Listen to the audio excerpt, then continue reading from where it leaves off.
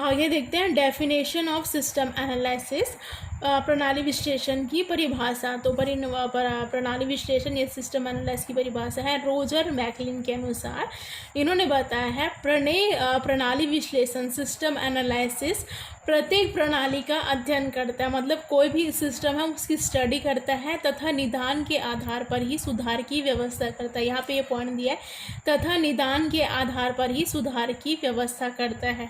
तो कोई भी जो प्रणाली विश्लेषण या सिस्टम एनालिसिस क्या करता है, सिस्टम की स्टडी करता है ना, तथा निदान के आधार पर। निदान मीन्स क्या होता है, मतलब कारणों का पता लगाना। सच एस एग्जाम्पल, जैसे हमारी तबीयत खराब हो जाती है, जैसे या हम बीमार हो जाते हैं, तो हम क्या है डॉक्टर के पास जाते हैं और डॉक्टर के सामने हम क्या अपने प्रॉब्लम्स बताते हैं, अपने सिम्टम्स बताते हैं कि हमको ये तकलीफ है। फिर डॉक्टर क्या है उसको सुनता है, उस पर वर्क करता है, फिर उसके बाद क्या करता है उसका सॉल्यूशन देता है, हमको उनका मेडिसिन देता है। तो तथा निदान, यहाँ पे निदान मीन्स होता है कारणों को जानना, मतलब क्या क्या कारण है, फिर कारणों को जानने के बाद उनका क्या किया जाता है, सुधार किया जाता है, उनको क्या किया जाता है, उनका सॉल्यूशन किया जाता है। तो यहाँ पे वही चीज़ें हैं, तथा निदान के आधार पर ही, मतलब निदान में समस्याओं या कारणों का पता लगाकर उन समस्याओं पे क्या किया जाता है, सुधार की व्यवस्था की जाती है। अब हम आगे देखते हैं प्रणाली विश्लेषण की विशेषताएं, कैरेक्टरिस्टिक्स ऑफ सिस्टम एनालिसिस। तो इसको डायग्राम के थ्रू समझाया गया है। यहाँ पे फर्स्ट पॉइंट देखते हैं, analysis of different components of system, मतलब वही दिया प्रणाली के विभिन्न अंगों का विश्लेषण। तो यहाँ पे किया जाता है प्रणाली के विभिन्न अंगों का विश्लेषण। तो इसमें क्या किया जाता है, सिस्टम के सभी कंपोनेंट्स, मतलब क्या है, एक सिस्टम है वो क्या है बहुत सारे कंपोनेंट्स से मिलकर बनी होती है।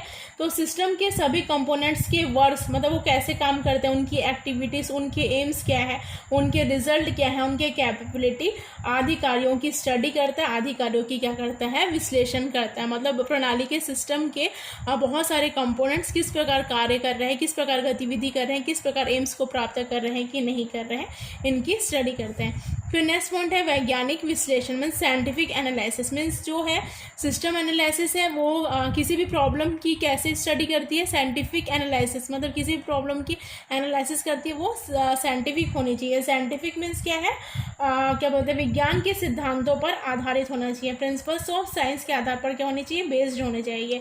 तो प्रिंसिपल ऑफ साइंस क्या होने चाहिए, जैसे साइंस में होती है आपकी क्रमबद्धता, मीन्स कोई भी चीज़ की स्टडी की जाती है तो क्या की जाती है, स्टेप बाय स्टेप स्टडी की जाती है और उस प्रकार उसकी व्यवस्था की जाती है। साइंस में मैनेजमेंट इत्यादि। तो क्या है, जो हमारी प्रणाली है या जो सिस्टम एनालिसिस है वो साइंटिफिक तरीके से उसका एनालिसिस करती है। फिर नेक्स्ट पॉइंट है आइडेंटिफिकेशन ऑफ प्रॉब्लम, समस्या की पहचान। तो सिस्टम एनालिसिस का वर्क या कार्य यही है कि समस्याओं की किसी भी प्रणाली में जो किसी भी प्रणाली में जो प्रॉब्लम्स जनरेट हो रही है उनका क्या करना, सॉल्यूशन करना, समस्या की पहचान करना।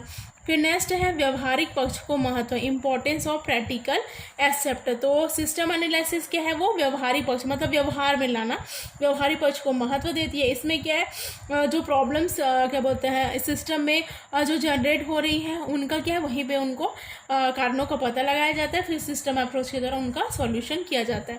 फिर नेक्स्ट है सॉल्यूशन ऑफ डीमेरिट्स, मतलब हमने एनालिसिस किया किसी भी सिस्टम का, तो वहाँ पे हमको दोष पता चले, डीमेरिट्स पता चले, तो उन दोषों का पता चलने के बाद हमको क्या करना होगा, उनका निराकरण, उन दोषों को क्या करना पड़ेगा, सॉल्व करना पड़ेगा।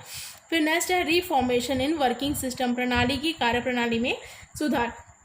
तो यहाँ पे हम देखते हैं कि हम किसी भी सिस्टम की जब हम स्टडी करते हैं तो वहाँ पे क्या बहुत सारे प्रॉब्लम्स या बहुत सारी समस्याएं होती है जिनको हम सिस्टम एनालिसिस के द्वारा जानते हैं कि क्या क्या प्रॉब्लम है, फिर उनमें क्या है हम सुधार की व्यवस्था करते हैं। तो यहाँ पे क्या है reformation in working system, means क्या है जो प्रॉब्लम्स हैं उनको क्या किया जाता है, सॉल्व किया जाता है, और किस तरह मतलब हम प्रणाली या सिस्टम को और बेहतर से बेहतर क्या बना सके, इस तरह इसमें सुधार की व्यवस्था की जाती है।